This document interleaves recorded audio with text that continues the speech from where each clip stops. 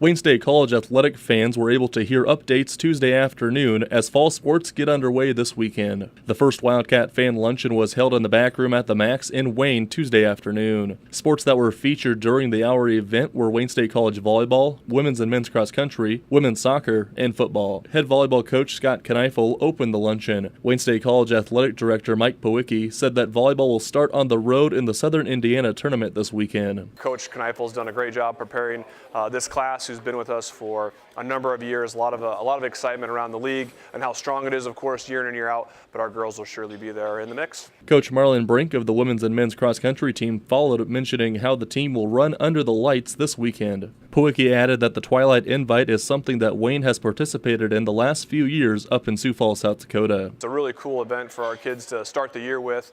It's great to, you always see them running at odd hours. Early in the morning, late at night, you see those kids running all over town. New head women's soccer coach Bruce Erickson introduced himself to fans who attended the Wildcat Luncheon. Powicki said Wayne State will start their fall season with the women's soccer team on Thursday. We're at 4 o'clock on Thursday with Missouri State, one of our MIAA in-region opponents. So a great first test for our young women's soccer program with new head coach Bruce Erickson. Wrapping up the Wildcat fan luncheon was head WSC football coach Dan McLaughlin. Powicki added how Coach McLaughlin talked about the home opener against Minnesota Crookston at 1 p.m. on Saturday. The next luncheon will take place on Tuesday, October 6th at 12:15 in the back room at the Max in Wayne. For WayneDailyNews.com, I'm Aaron Scheffler.